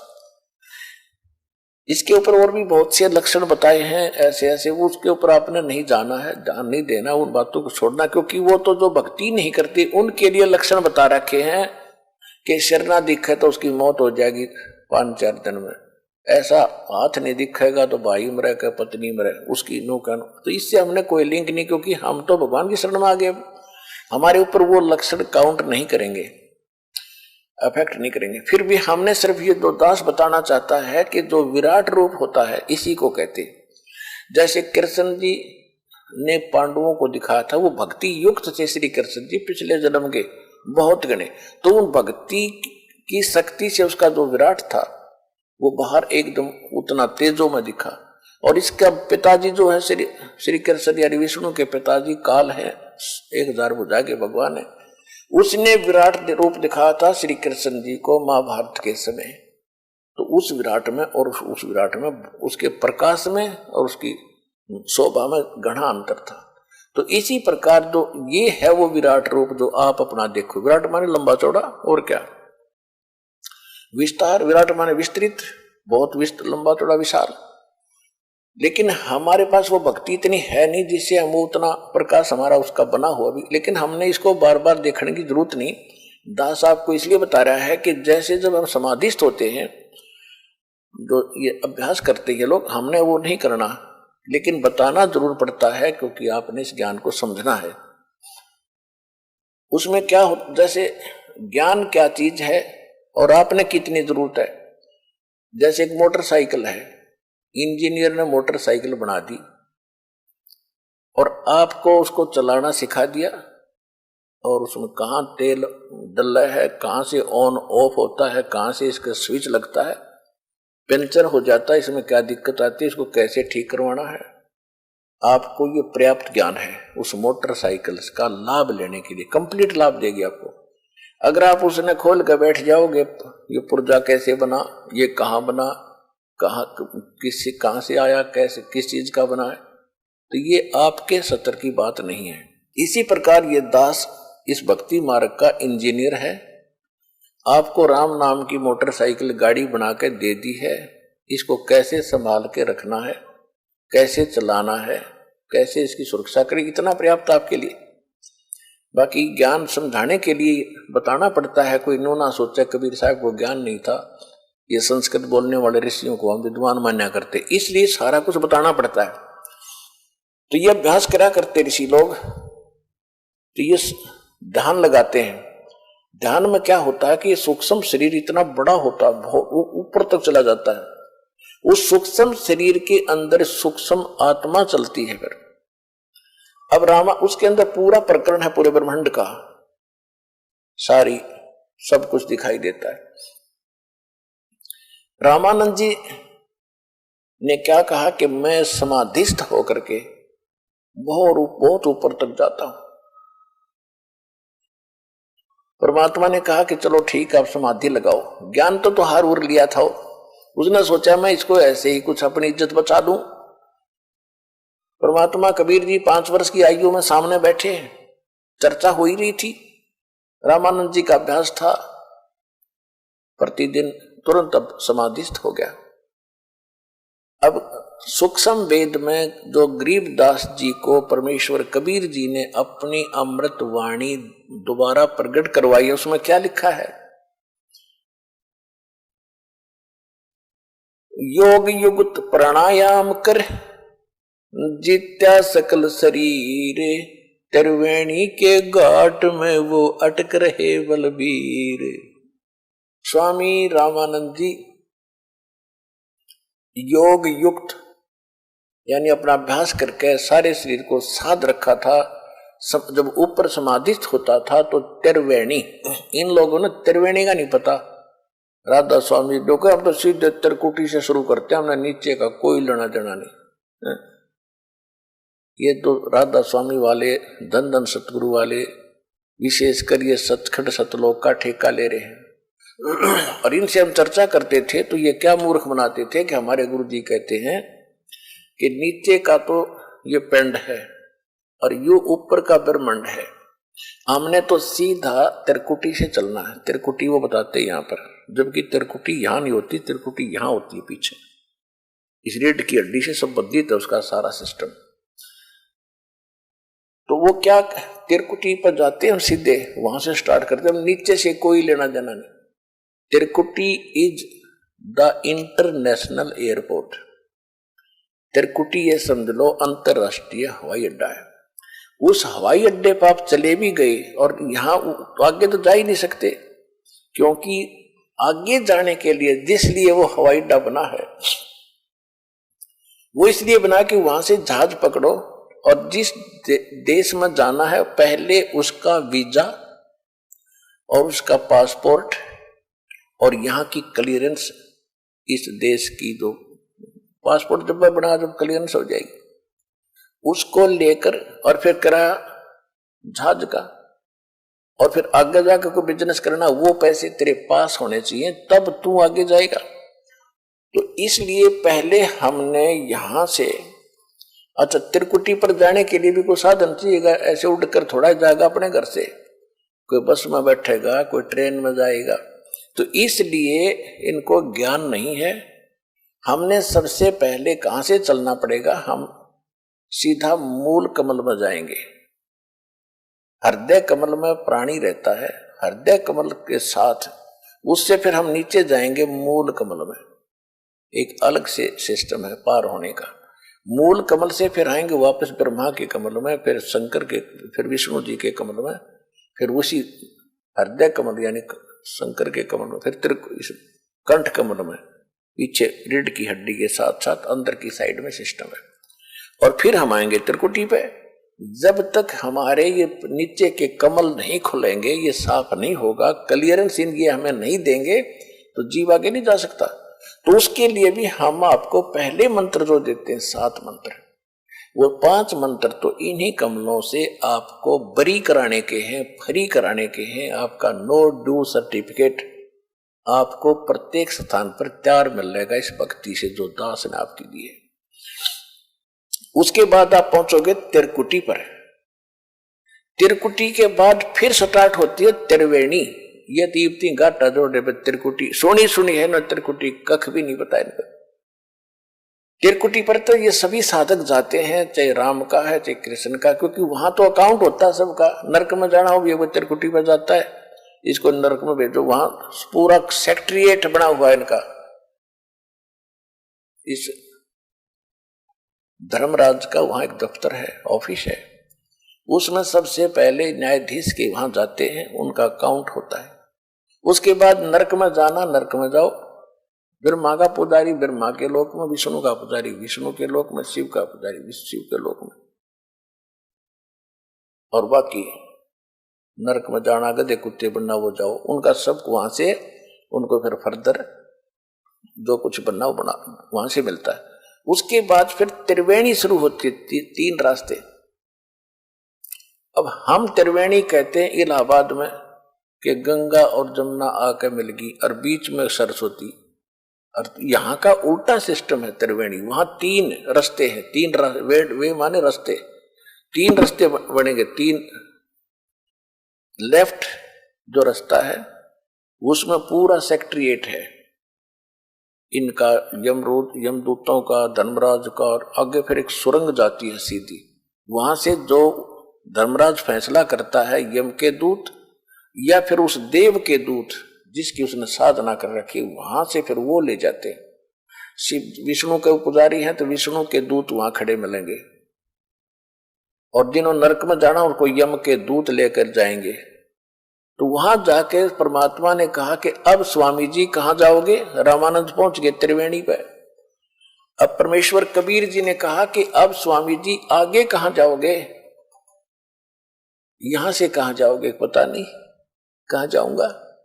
फिर यहां सैर सपट्टे करता रहे, समाता रहे, जाता रहे, रोज क्या लाभ हुआ आपको? मैं बताता हूं कहां जाओगे। आप हो विष्णु जी के पुजारी, और साथ में आप ये यज्ञ वगैरह करते हो, हठ योग करते हो, तप होता है। तो यहां इधर है धर्मराज का ऑफिस, इससे आपको आगे मिलेगा, यहां से टोकन मिलेगा, आप जाओगे विष्णु जी के लोक में। और वहां कितने दिन रहोगे? कहने लगे ये तो जितना मेरे पुण्य होंगे तभी तक मैं वहां रहूंगा, मेरी भक्ति कर्म होंगे, इतने समय तक मैं विष्णु जी के लोक में रहूंगा।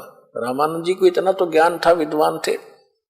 परमात्मा ने कहा कि जब आपके पुण्य विष्णु जी के लोक में समाप्त होंगे तब कहां जाओगे? कि फिर नरक भी जाऊंगा। उसके बाद कहां जाओगे? क्या पता कौन सी पशु पक्षी की योनि में जाऊंगा। फिर यह खाक भक्ति आपकी, यह क्या भक्ति कर रहे हो आप? हम बताएंगे आपको। गीता अध्याय नंबर 15 के श्लोक नंबर 4 में कहा कि तत्वदर्शी संत की प्राप्ति के उपरांत परमेश्वर के उस परम पद की खोज करनी चाहिए जहां जाने के बाद साधक से लौटकर कभी संसार में नहीं आते। अब जहां से सत्संग दास ने प्रारंभ किया था, अब हम उसी पॉइंट पर आगे हैं कि जो साधना हम कर रहे थे, शास्त्र विरुद्ध कर रहे थे, उससे हमारा जन्म और मरण मिटा नहीं, कष्ट ज्यों के त्यों बने रहे। अब स्वामी रामानंद जी ने क्या कहा? परमात्मा ने बताया कि ये सामने का जो रास्ता है, ये बिल्कुल ये सामने वाला, ये है ब्रह्मरंध्र, और ये तुम्हारे किसी भी मंत्र से, ना ओम जाप से, ना ओम नमः शिवाय, और न ही ओम भागवते वासुदेव, ओम नमः भागवते वासुदेव, और ना किसी और मंत्र से, ये सामने का नहीं खुलेगा। मेरे पास वो सतनाम है जिसके जाप से सामने का दरवाजा खुलेगा, अन्यथा ये गेट कभी नहीं खुलता तुम्हारा, ये बंद पड़ा है तुम्हारा।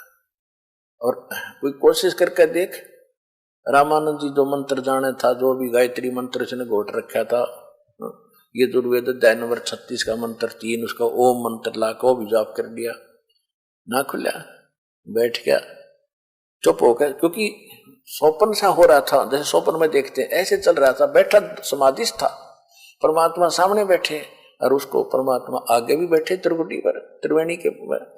तो वहां कहते हैं कि मैं दिखाऊं अब खोल के, मैं जाप करता हूं अपने मंत्र का, जो गुप्त मंत्र मेरे पास है शक्तिशाली, जो मोक्ष मंत्र है, 2 अक्षर का है सतनाम, 2 अक्षर का, जिसमें एक ओम मंत्र है और एक तत् गुप्त है।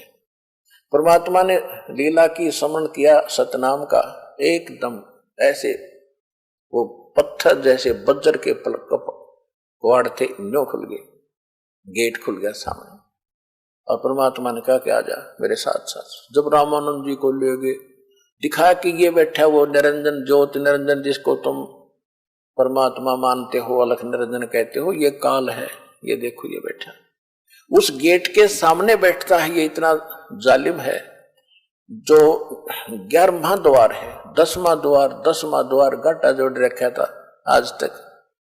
10वां तो काल के जाल में रहता है, और 11वां भी पार नहीं करता, 12वां द्वार पार करेगा, 12वें से पार होकर हम सतलोक जाएंगे।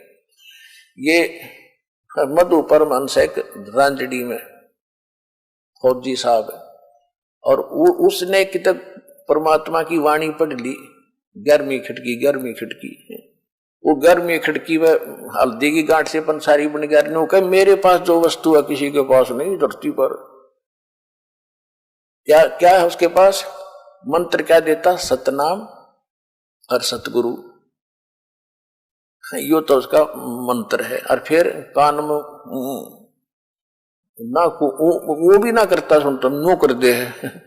वो साधक दीक्षा लेने वाला कहता महाराज जी को सुना नहीं, कहते ये सुनन का नहीं, ये कहने का भी नहीं, अंदर तरफ ताकत डाल दी, सार शब्द है, आदि शब्द है।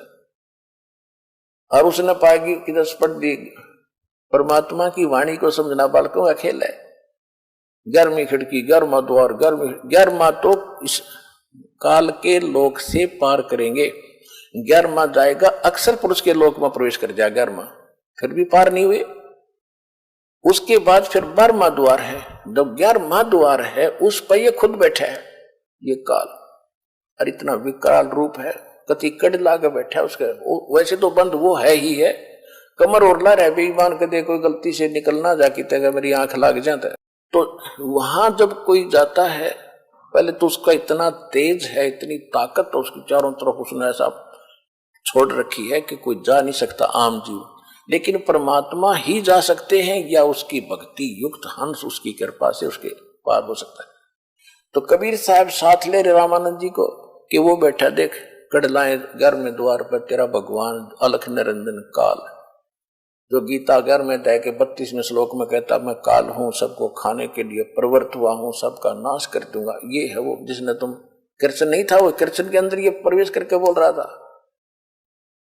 अब राम जब देखा उसकी शकल रामानंद जी तो घबरा गए, अरे तेरा गजब हो ये तो भाई, इसी मोटी मोटी आंख और विकराल चेहरा, लंबे दांत, ओछा माथा। परमात्मा बोले चिंता ना कर, मेरे पास वही मंत्र है जिसने कपाट खोले थे, ब्रह्मरंध्र खोला था। अब इसके कहते हैं जैसे फनपति मंत्र सुन रखे फन सकोरे, ऐसे मेरे सतनाम से यू काल वे मोरे। कबीर साहब कहते हैं जैसे फनपति यानी सर्प ने ऐसे सर्प फन उठा रखा हो डसने के लिए, और जैसे उसको मंत्र बोल देता है गारुड़, एक मंत्र बोल देता है तो विवश हो जाता है, फन को नीचे करके भागने की सोचता सर्प। इसी प्रकार मेरे पास इस काल रूपी इस सर्प को बस करने का इसकी गर्दन नीचे करने का एक सतनाम है। जब कहते हैं जैसे फनपति मंत्र सुन रखे फन सकूड़े, ऐसे सतनाम, ऐसे मेरे सतनाम से ये काल लवे मुंह मोड़े। परमात्मा ने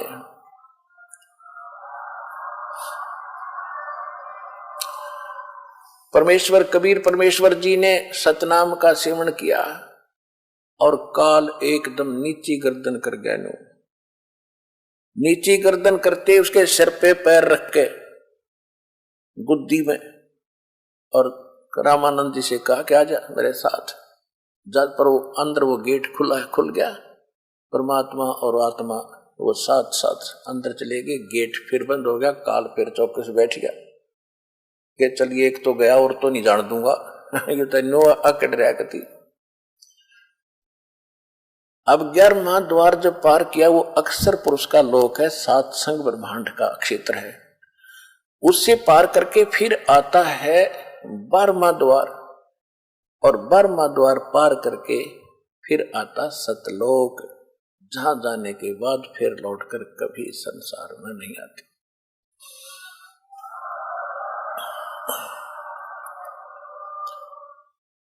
वहां परमात्मा ने सारी अपनी लीला दिखाई, सतलोक दिखाया। पुणात्माओं जब उसकी सारा वर्णन कर दिया तो आपके मुंह में पानी आ जाए। ऐसी बढ़िया मेवा है, ऐसी बढ़िया व्यवस्था है, लेकिन अभी आपसे भक्ति भी तो करानी है, भक्ति करा के फिर ले चलेंगे। तो वहां जब पहुंचे, वहां पर सारा शोभा देखी, इतना सुंदर वातावरण, ना गर्मी है ना सर्दी है, सुंदर तेजों में शरीर है, तेजों में एकदम 16 सूर्य जितना प्रकाश रामानंद जी के शरीर का हो गया। तो वहां शरीर मिला उसको, और परमात्मा कबीर जी जिन उस छोटे बालक के रूप में उनके साथ जा रहे थे, वहां दूसरे रूप में देखा है गुम्मट के अंदर बहुत बड़े गोमद यानी परमात्मा बैठे हैं उसमें, और सिंहासन पर विराजमान है, सुंदर सिंहासन, हीरे पन्ने जड़े हुए, सिर पर मुकुट है मालिक के, एक रोम में बाल में करोड़ सूर्य मिला दे, करोड़ चंद्रमा, इतनी रोशनी। तो छोटे बालक वहां शरीर लंबे लंबे हो जाते हैं, जाते ही अच्छे लंबे सुंदर लगते हैं वो लंबे शरीर। तो वहां एक चौर रखा था, जैसे सफेद सफेद बाल से वाला चौर यहाँ करते हैं बच्चे, वो चौर उठाया परमात्मा कबीर जी ने, और तेजों में शरीर के ऊपर चौर करने लगे सिर पे। रामानंद जी ने सोचा भगवान ये है, और कबीर जी इनके कोई नौकर नाकर यहाँ के कोई गण गए होंगे, ये कोई यहाँ के देव होंगे इस लोक के। इतने में तेजों में शरीर खड़ा हुआ, 5 वर्ष का बालक बैठ गया उस अनंत कोट ब्रह्मांड के कंट्रोलर के सिंहासन पर, और चंवर तेजों में शरीर खड़ा खड़ा यानी दूसरे रूप अपना ही डबल रोल करते हुए चंवर करने लगे। रामानंद जी सोच रहे हैं ये क्या हुआ भाई, ये कबीर बैठ गया गद्दी पर, भगवान जिसको मालिक समझ रहा था मैं ये चौर कर। इतने में वो तेजों में जो बड़ा शरीर था 5 वर्ष के बालक में समा गया। अकेले कबीर साहब इतना तेजों में रूप हो गया उनका, और चौर अपने आप घूम रहा है सिर पे। जब देखा रामानंद जी ने को तेरा गजब हो, अरे यो तो भगवान स्वयं, यही तो है मालिक। चरणों में गिर गए। वहीं पर परमात्मा बोले सुन रामानंद, ये है मैं हूं वो परमात्मा, और जो मुझे यहां देख लेगा वो मुझे भगवान मानेगा, और संसार तो मुझे धानक दुला ही जानता है। अब आप वापस जाइए। एकदम ऐसा किया था, एकदम वापस आया रामानंद की आत्मा, ऐसे फड़क के उठा। अब सामने परमात्मा बैठे। अगर ये स्वप्न न सोचता कबीर जी सामने ना होते तो न सोचा मैंने स्वप्न आ गया होगा बैठे बैठे ने। और जब सामने दिखा, ओए होए, वही बच्चा फिर सामने आ बैठे, चरणों में गिर गए। 104 वर्ष का विद्वान पुरुष, दुनिया महिमा करे उसकी, इस जैसा विद्वान नहीं, इस जैसा ज्ञानी नहीं, चरणों में पड़ गया 5 वर्ष के धानक के बालक के। और क्या कहा, दो ठोर है एक तू भया एक से दो, गरीबदास हम कारणे तुम आए हो मगजो। बोलत रामानंद जी सुनो कबीर करतारे, गरीबदास सब रूप में तुम ही बोलन हारे। तुम साहेब तुम संत हो, तुम सतगुर तुम हंस, गरीबदास तेरे रूप बिना और न दूजा अंश। तो पुण्यात्माओं, आंखों देखा रामानंद जी ने बताया कि आप परमात्मा हो, दोनों जगह आप ही काम करते हो। ऐसे गरीबदास जी को परमात्मा लेकर गए थे 10 वर्ष के बालक को, जब छुडानी में जन्मे थे। उन्होंने वापस आकर के क्या कहा था, हम सुल्तानी नानक तारे दादू को उपदेश दिया, जात दुलाहा भेद न पाया वो काशी माहे कबीर हुआ। हु कबीर, कौन सा कबीर है वो? अनंत कोट ब्रह्मांड का एक रति नहीं भार, सतगुरु पुरुष कबीर है ये कुल के सिरजनहार। वो कौन कबीर? हम सुल्तानी नानक तारे दादू को उपदेश दिया, जात दुलाहा भेद न पाया वो काशी माहे कबीर हुआ। ये है वो धानक रूप रहा करता। नानक साहब क्या कहते हैं, गुरु ग्रंथ साहिब के अंदर लिखा है, महला पहला की वाणी में पृष्ठ नंबर 24 पर, तेरा एक नाम तारे संसार। तेरा यो सतनाम और दो सार नाम है। तेरा एक नाम तारे संसार में एहो आस एहो आधार, और फाई सूरत मुलुक की वेश ए ठगवाड़ा ठगी देश, खरा सियाणा बहुता भारी ये धानक रूप रहा करता। ये 24 नंबर पृष्ठ पे ये वाणी लिखे जो दास बोलकर सुना रहा है। फिर 731 पृष्ठ पे लिखा है कि नीच जात परदेसी, खिन आवे तल जावे, और जाकी संगत नानक रंदा, जो कैसे मोंडा पावे। 1 सेकंड में यहां देखता हूं ये छोटी जात का कह जिसने, और 1 सेकंड में कहते ऊपर बैठे पाओ सतलोक में। फिर 721 पृष्ठ पे कहता है कि कहते हैं नानक जी कि एक अर्ज गुफ्तम तो 10 पेश तो दर कून करतार, हक्का कबीर करीम तू बे ए परवरदिगार, कि हे सारी सृष्टि को वचन से रचने वाले कून करतार यानी शब्द स्वरूपी परमात्मा, हे हक्का कबीर, वहां स्पष्ट लिखा है सत कबीर, और बे ए परवरदिगार आप निर्विकार परमात्मा हो। ऐसे ही दादू साहब कहते हैं कि जिन मुझको निज नाम दिया सोए सतगुर हमार, दादू दूसरा कोई नहीं हो कबीर सृजनहार। तो दादू साहब को भी परमात्मा मिले थे जिंदा महात्मा के रूप में। यानी आज का जो सत्संग था, एक तो हम कैसे भक्ति का विश्वास करें, हम जो कर रहे हैं वो खरी है। 2 कारण, एक तो हमारे सदग्रंथ जो थ्योरी हमारी वो हमारा आधार है। दूसरा प्रैक्टिकल जिन्होंने किया, प्रैक्टिकली महापुरुषों ने किया। आदरणीय धर्मदास साहिब जी ने इसी तरह धर्मदास साहिब जी को सचखंड लेकर गए थे, फिर छोड़ा था। ऐसे आदरणीय रामानंद जी को, आदरणीय दादू साहिब को, आदरणीय मुल्कदास साहिब जी को, आदरणीय नानक साहिब जी को, आदरणीय गरीबदास साहिब जी को, आदरणीय गीसादास साहिब जी को, इन सब महापुरुषों ने प्रैक्टिकल देखा मालिक को, और वही जाप किया इन्होंने वापस जाने के लिए सतलोक में। जो दास आपको दे रहा है वो इसी से आपका मोक्ष होगा।